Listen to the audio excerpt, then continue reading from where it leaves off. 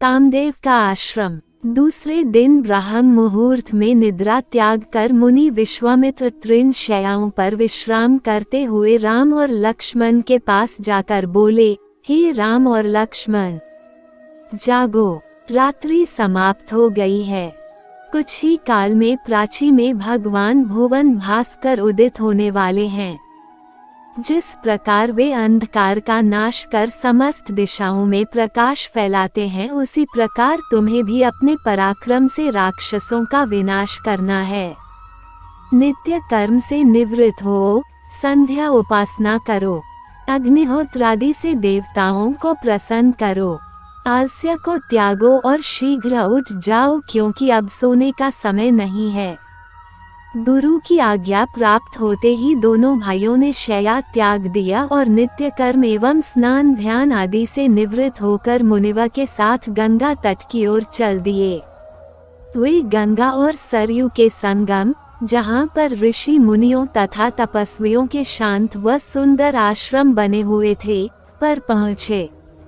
एक अत्यधिक सुंदर आश्रम को देखकर रामचंद्र ने गुरु विश्वामित्र से पूछा, हे गुरुवर, ये परम रमणीक आश्रम किन महर्षि का निवास स्थान है? राम के प्रश्न के उत्तर में ऋषि विश्वामित्र ने बताया, हे राम, यह एक विशेष आश्रम है। पूर्व काल में कैलाशपति महादेव ने यहाँ घोर तपस्या की थी। संपूर्ण विश्व उनकी तपस्या को देखकर विचलित हो उठा था। उनकी तपस्या से देवराज इंद्र भयभीत हो गए और उन्होंने शंकर जी के तप को भंग करने का निश्चय किया। इस कार्य के लिए उन्होंने कामदेव को नियुक्त कर दिया।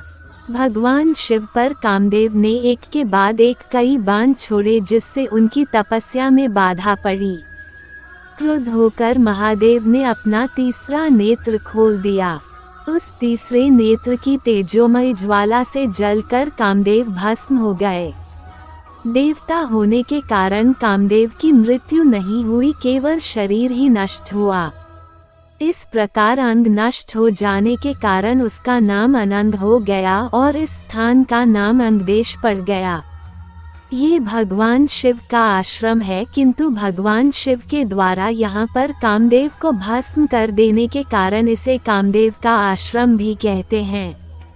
गुरु विश्वामित्र की आदेशानुसार सभी ने वहीं रात्रि विश्राम करने का निश्चय किया। राम और लक्ष्मण दोनों भाइयों ने वन से कंद मूल फल लाकर मुनिवा को समर्पित किए और गुरु के साथ दोनों भाइयों ने प्रसाद ग्रहण किया। तत्पश्चात स्नान, संध्या उपासना आदि से निवृत्त होकर राम और लक्ष्मण गुरु विश्वामित्र से अनेक प्रकार की कथाएं तथा धार्मिक प्रवचन सुनते रहे।